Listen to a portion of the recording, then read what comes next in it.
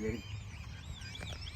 Hello, Blane Chapman, Vernon, Texas, and we're gonna, about this time of year, lots of babies are being born. There's lots of weanlings being weaned and yearlings, and it's time, a lot of people are just deciding to trim their feet. A lot of these haven't been handled a whole lot. They're maybe halter broke, but, and as farriers, a lot of farriers don't want to work on these because they don't like having to deal with them. They don't want to get hurt. A lot of owners don't know how to deal with them, and truth of the matter is a lot of farriers don't know how to deal with them either, and I'm not saying I do. However, this is a filly she's been trimmed in her life intermittently, but she's a coming 2-year-old, and she's been turned out. So she's been halter broke, but she hasn't really had her feet messed with a lot. And so what I'm gonna show you is, if you're in a situation when you have time, because the horse time doesn't mean anything to the horse. If you have a little time, I'm just gonna show you my method and how I deal with working on these babies and try to get them where they can pick up their feet and get them trimmed.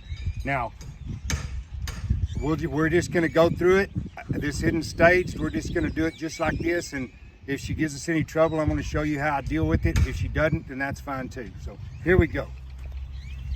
The first thing I wanna do is there's 3 spaces. There's her space, there's my space, and then there's our space. And I want to be able to get into our space. I don't want her in mine. I don't want to be in hers. We got to have a common denominator here. She's not really sure of me right now, and so I'm going to let her smell of me.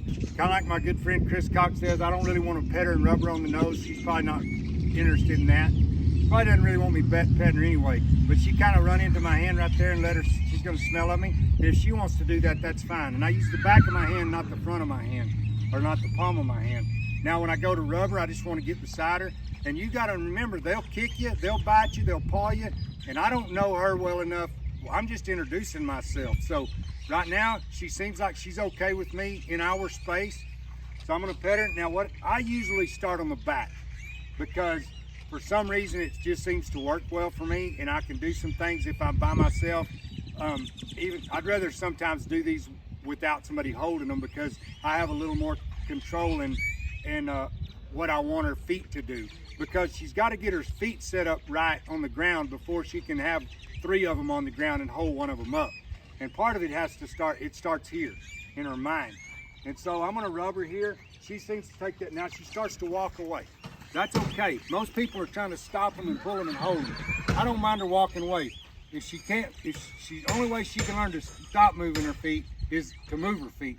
So I'm just going to keep going. And I'm going to be careful not to get back there where she can kick me.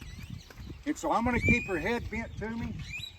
I'm going to pay attention to her mouth. I'm going to pay attention to her feet the whole time. And as long as she's moving around, I really can't pick her feet up anyway.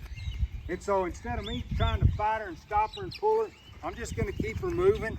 I'm just going to keep her moving, and I might reach up here and just try to, as she's moving, just touch her on the neck. These horses, they like you closer to them more than you think. She doesn't act like she wants me close to her right now, because she doesn't. However, once I get there and I get my hand on her and she starts to settle down and realize I'm not going to hurt her, she starts now right there, she quit moving her feet. I'm going to pet her, and I'm not going to mess with her. This is where most people go to trying to grab their feet. She's not ready yet. She's getting ready, and that's what I'm wanting her to do. First thing I got to do before I pick her feet up, I have to get her to stop. So now she's stopped. I'm just going to pet her, and I'm going to pay attention, because she can reach around and bite me on the back. I'm just going to rub her mane with this hand. I've got my lead rope over my arm in case she wants to leave. I can get her, but I still have both hands free. I don't want to get her out there on a loose rein, because she can run by and strike me on the way by. So here I go there. Now she wants to move her feet. That's okay. I'm just going to walk here. I've got control of her face a little bit here and her head, and I'm moving her hind end. And that's okay. That's okay. That's okay. I'm just going to let her find her feet again. You'll see her right here. She'll find her feet. She wants to stop.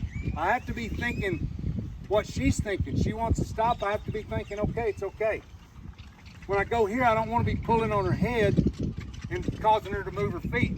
If I rub her there, I can feel her want to leave right here. So I'm just going to keep setting her up. Rub her there. Now then, you got to be careful here. If you reach down here to pick up her foot, and you got your head down here, she can kick you in the head.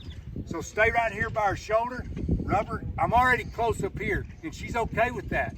And so I'm just gonna do this, and I'm gonna use my hand, and I'm gonna run down here, and then I'm just gonna kind of come to the inside. I'm paying attention to her head right now too. She's smelling of me, she can bite me. I pick up her foot.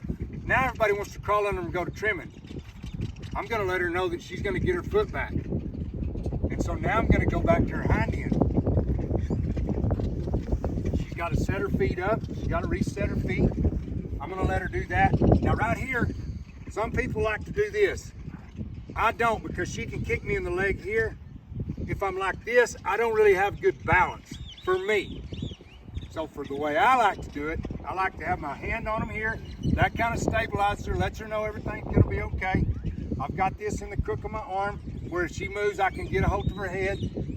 And right here, I've got I'm stable against her body. I've got I'm where I can move if I need to move. I'm not off balance. She's not off balance. She's gonna have to get her feet set up. She doesn't have her feet set up for me to pick this foot up yet. So I'm just gonna ask her right there. And then I'm gonna just run my hand down here, and I'm not gonna be grabby. I'm gonna be my palm real slow, and I'm gonna go down there and I'm gonna come off of it. I'm gonna come off of it. She's setting her feet up now for me to lift this one up, either to help me or to kick me. One of the two. She's either gonna help me or she's gonna move. And so there, right here, I don't grab them and squeeze with my fingers to try to help them pick it up. I take my hand and I cup it and I pull it to me. And usually she'll help me. I'll just ease, and when she brings it up, I'll hold it right there. If she kicks, I'm still out of the way, and I'll grab her by her toe. She wants to leave right there, that's okay. I'll just make sure I've got her head. Now she's not too bad. You get a bad one, you gotta be paying attention, because she could run by and kick me or take her head and run off. But by now, I've established how she feels, how soft she is, what she's doing with her face. I've established that I can kind of control that somewhat. So now I'm gonna let her set it now. And see, she's in a good place where I can pick it up, grab it here. Now I've got to be careful not to pull on this lead rope and make her move. So right here, she lets me pick her foot up. I'm gonna put it down. Now I'm gonna come back to the front. I rub my shoulder against hers. I pick her foot up. She wants to kind of fight. I'm gonna just hold. She relaxes, I relax. You'll see her whole body start to change. Now then, I'm gonna switch sides. Anytime you switch sides, their mind's gotta switch. So her mind is gonna switch back to the way it was when we started.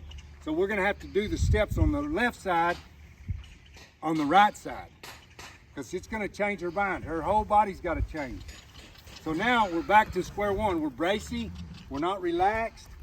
We're wanting to get away. Her mind's got to switch back to this side. If she's looking at me, she wants to smell of me, that's fine right there. She stopped. That's what I'm looking for, that stop. And that paying attention to me, and I let her smell the back of my hand. I'm not gonna rub her on the nose unless she rubs her nose on my hand. That's different. Now then, she's backing up, and I've got my hand on her right side of her neck here, and I'm just rubbing. Now then, she kind of quit and stopped and kind of sort of let me do it. She doesn't want me over here. You see her, now she's allowing me on this side. She's helping me be here. I'm just gonna rub her neck. I'm gonna hang this in the crook of my arm. She's kind of paying attention to something else. I'm just gonna keep her head to me so she doesn't run by. I'm gonna stay at her shoulder. I'm not gonna go to her hip yet, because she's real bracey right here. She could still bite me, strike me, but I'm trying to pay attention to all that, and I'm staying at her shoulder. Now she kind of wanted to help me right there.